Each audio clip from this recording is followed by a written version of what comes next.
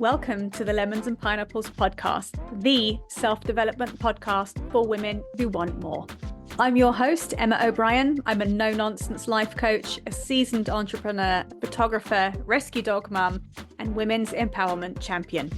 Each week, I share self-development strategies, amazing guest interviews, and uplifting conversations that will help you up-level all areas of your life.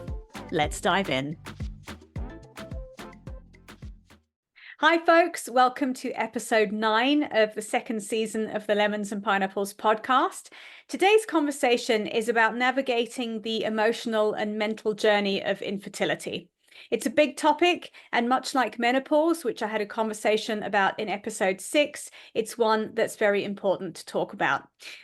My guest is Ashley Holmes. I'm going to tell you a little bit about her before we jump in. Ashley supports women struggling with infertility by creating a fertile foundation within. Women are empowered through one-on-one coaching to nourish their mind, body, and spirit, navigating the mental and emotional rollercoaster ride by embodying holistic practices to ease stress and heal naturally. Ashley is a best-selling author and aims to bring light and awareness to infertility so that women don't suffer silently. Welcome to the podcast, Ashley. Thank you. I'm excited to be here and to have this conversation and to bring some light to it. Yeah, I think it's super important. So I'm going to share very openly here. I had my daughter when I was 22. I'm now 43. So I think that was at a time in my life, and I think it's a time in most women's lives where you can literally get pregnant by sharing a chair with a man. Obviously, we did a little bit more than sharing a chair, but it's generally when the younger you are, the easier it is to get pregnant. So when I met my now husband, I don't think I was particularly fazed about having any more children. I don't think he doesn't have children. We threw caution to the wind for a while. Nothing happened. So we just kind of went, okay, that's how it's going to be. And off we go. We've got a bunch of dogs and life's gone in a different direction. But in preparing for today, I was reflecting on it and I thought, I don't think I would feel that way if I hadn't have already had a child. I'm coming at it from a space of it being, I've got a kid. I don't feel the need to have another one. I don't know how I'd feel if I hadn't have had Rosie, my daughter. So my first question for you, and I think this is quite a heavy question to ask, is how do you help clients navigate and get to a level of acceptance when there is no baby at the end of a fertility journey? I think that it's really a journey of going inward and finding that peace for yourself, and it's not going to be a one and done thing. And I think that's the important thing to know about healing, is that there will be times and there will be moments where this is going to surface and you might have tears in your eyes, and it might affect you for a long time. But I think that I think that if you can know that you put everything you possibly could into it, and that if that is what your karma is for this lifetime, there are still plenty of ways that you can give love and to love children and to spread your love and to give your love in that way, that to find just what works for you, what resonates with you, whether you work with children or, whether you just, you're a dog mom or whatever it is for you. There are many ways to sort of fill up your cup if you can't have that child naturally or the way that you desire to have it. Yeah, and I think it must be very hard, because I look at it and I think, we had conversations about it, and I saw the gynae who was like, do you want to do anything about this? So I said, well, no, not really. Because at 43 you're starting to push it, being quite difficult and a very expensive exercise as well.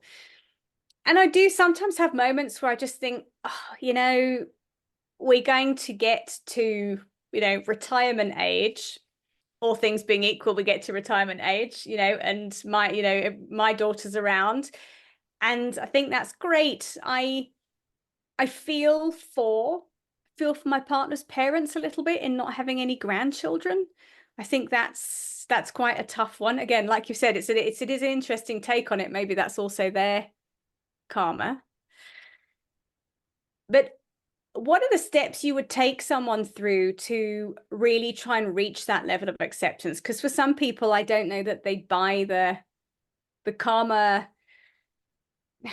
salve, I guess, for it might not be quite enough. And I found in my own coaching practice, one of the biggest ways you create unhappiness in life is literally kicking against what is and fighting Mhm. reality. So, what are some Mhm. ways you would work with your clients to actually help them get to that level of acceptance?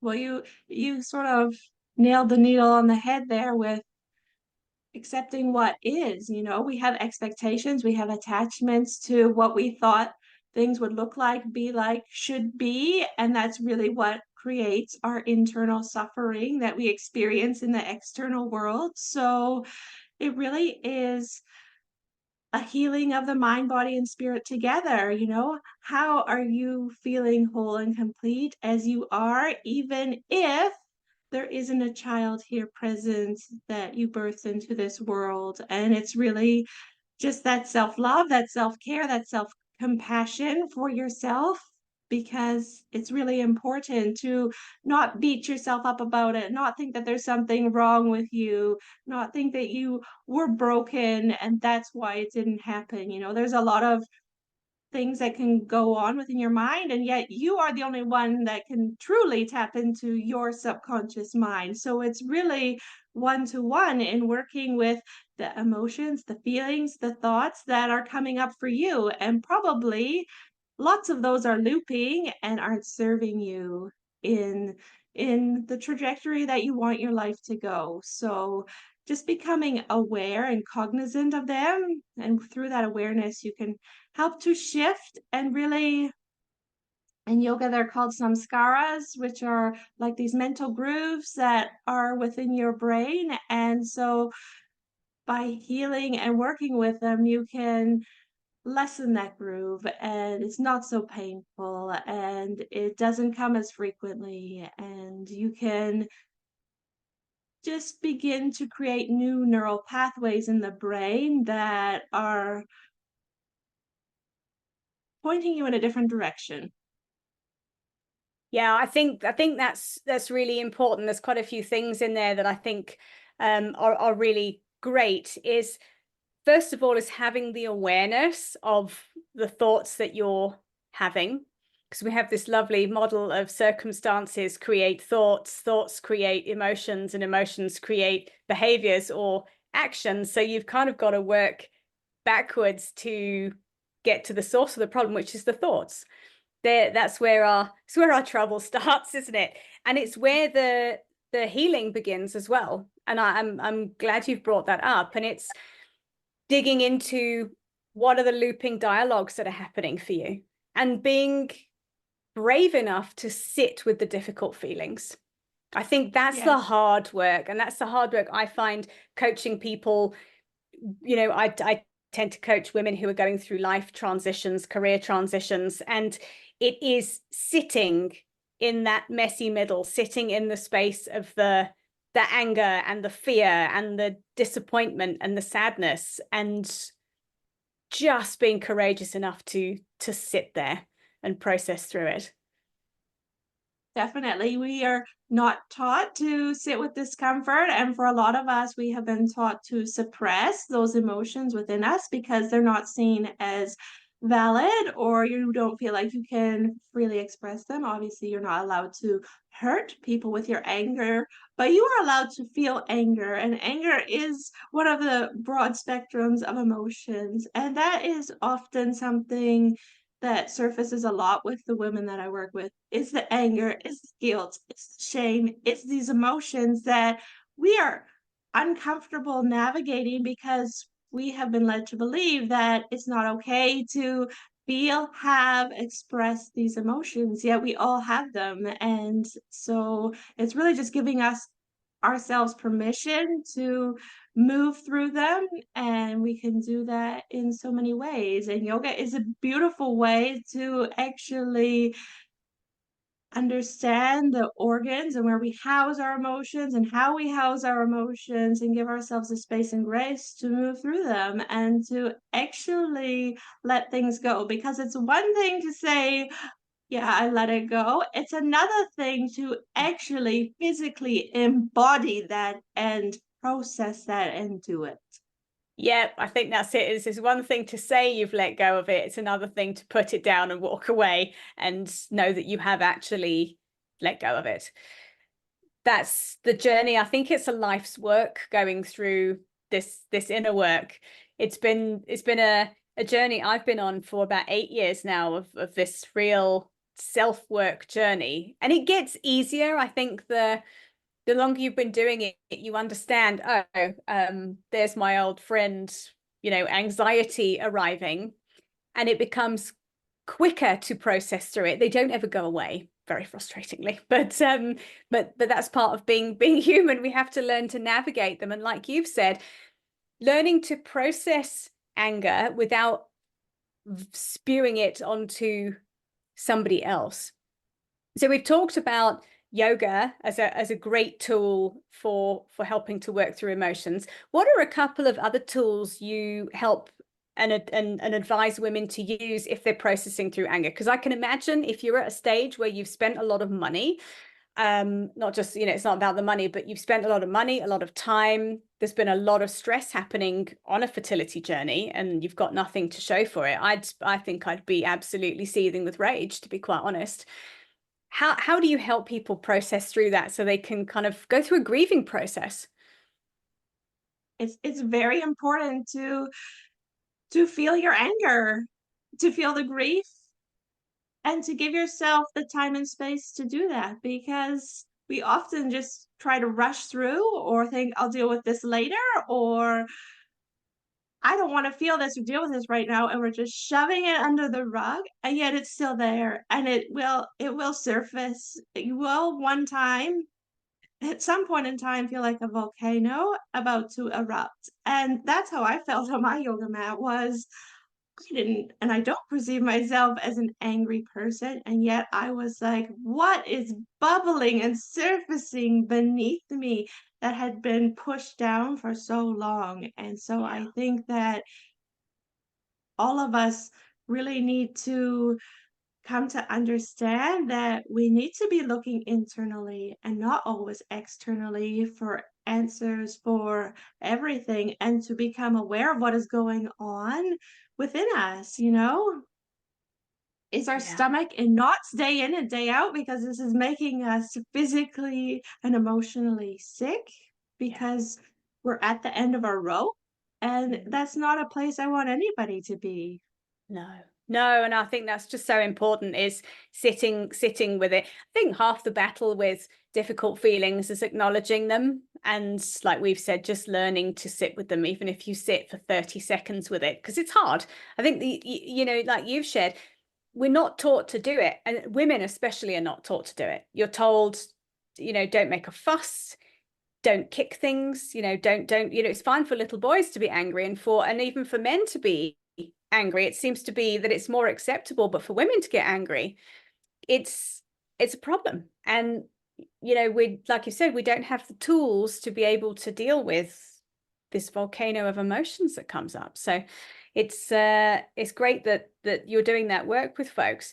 My second question, on a slightly lighter note, is for folks who are on a journey of trying to conceive, how do you help them? So I know from my experience, I'm a heart math practitioner.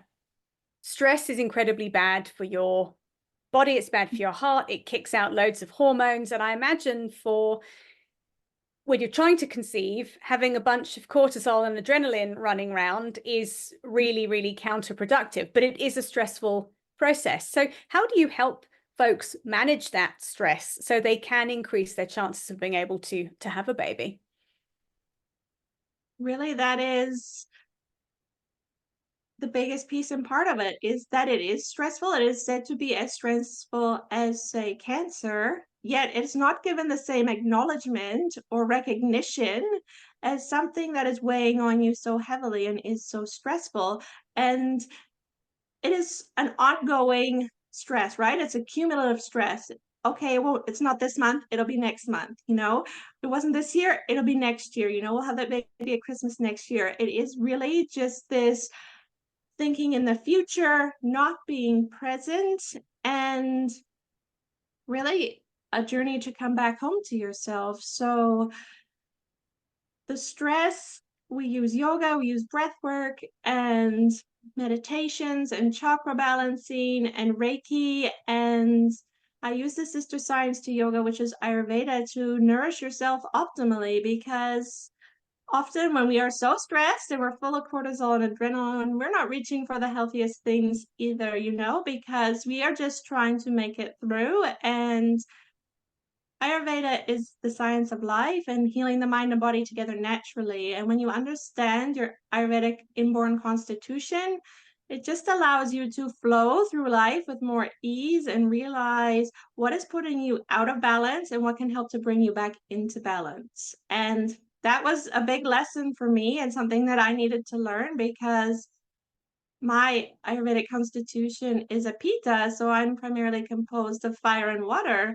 And yet I was the one teaching hot yoga classes, one after the other, and just adding more fuel to my fire and realizing that spicy food and those things put me out of balance, and to just create more harmony within. And then everything functions more optimally, and you're actually getting the nutrients that you need from the food that you're eating, and therefore everything is functioning that much more optimally for you. And I think that what is healthy for someone else, what is working for someone else, may not necessarily be serving you.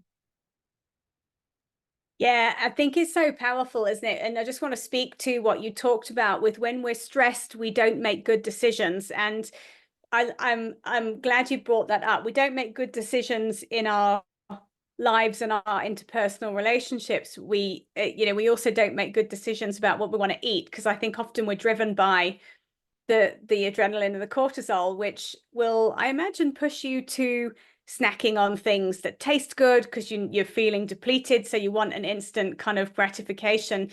And of course, none of that helps to feed your body and prep it for anybody sharing it with you for a while either. So could you talk a little bit about the Ayurvedic types that you've just touched on here?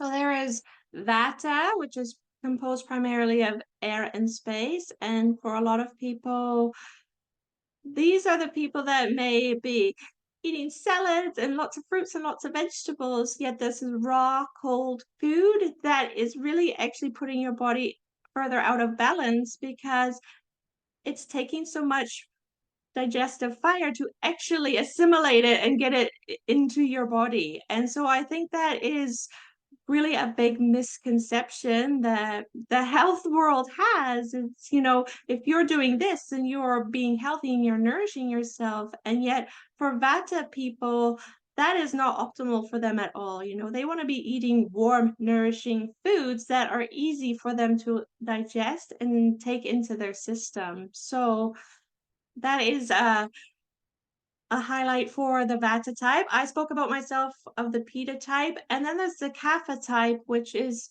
earth and water. And so these are the people and the type that maybe shouldn't be having such heavily dense foods.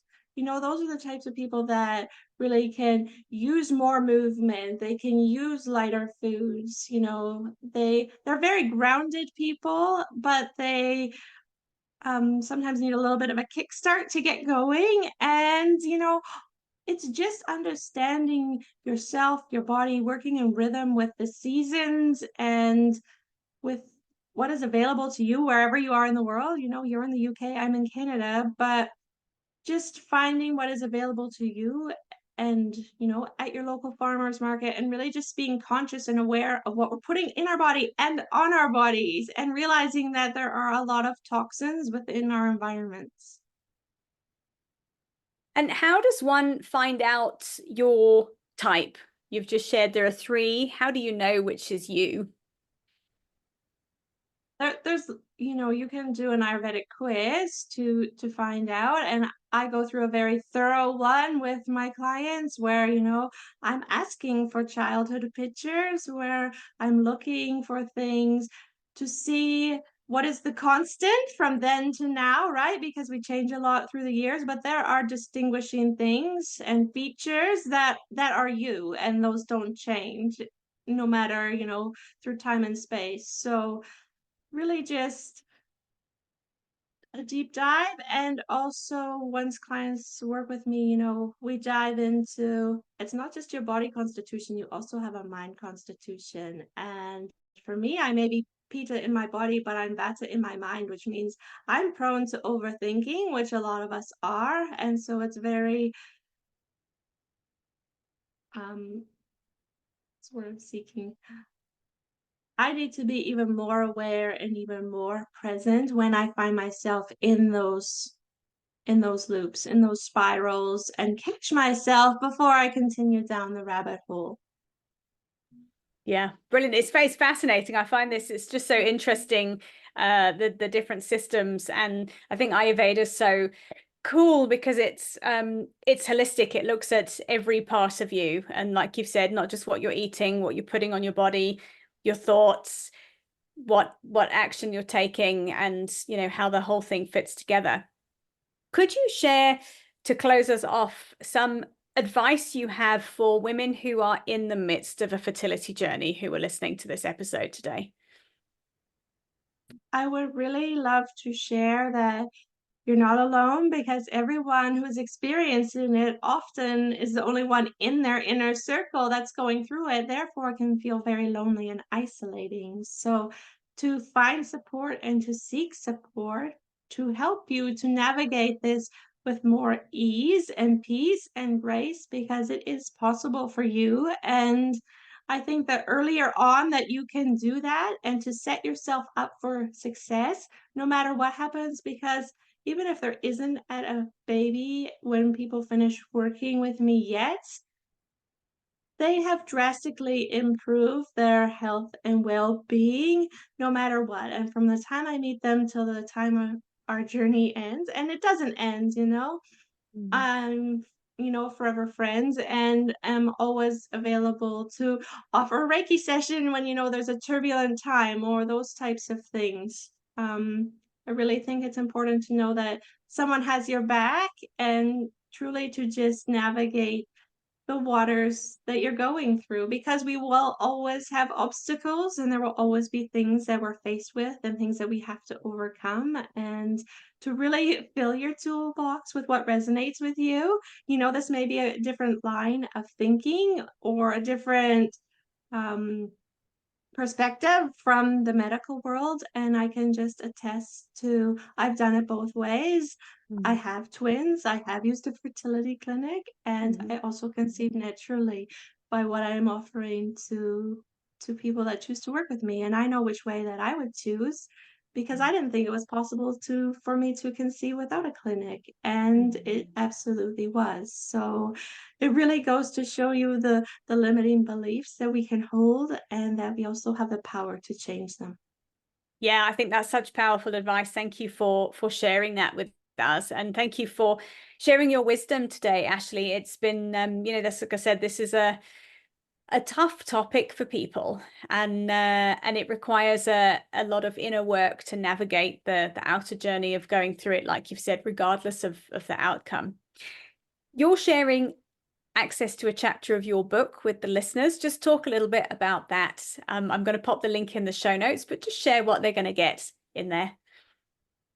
So the chapter that I wrote for Nourished is called Fertile in Mind, Body, and Spirit, and it really dives into my journey and my personal experience, and really, truly how this helped and worked for me, and what you can get a glimpse of what this could look like for you, because oftentimes we are feeling very defeated in our position, and it really is just to inspire and give you hope.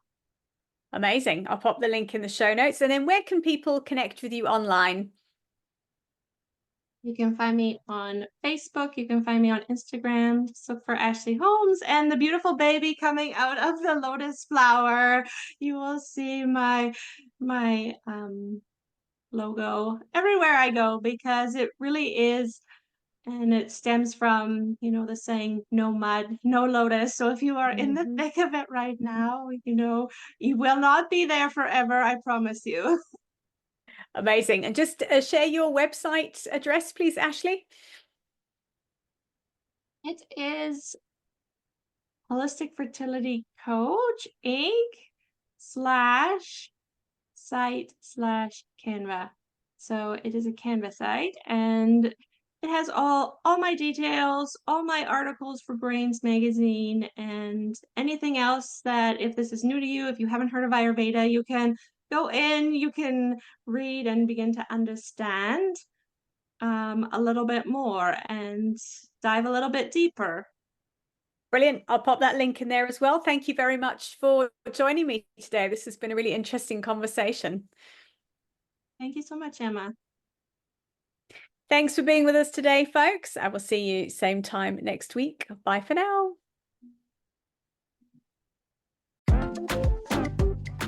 Thank you for listening to today's episode. If you've enjoyed it, please leave me a 5-star rating and a review, and make sure you share this episode with a friend who you know will also enjoy it. I'd love to connect with you on Instagram. Please drop me a DM and say hi at Emma O'Brien Coach. And for more information about coaching with me, please head to my website, which is emmaobrien.coach.com.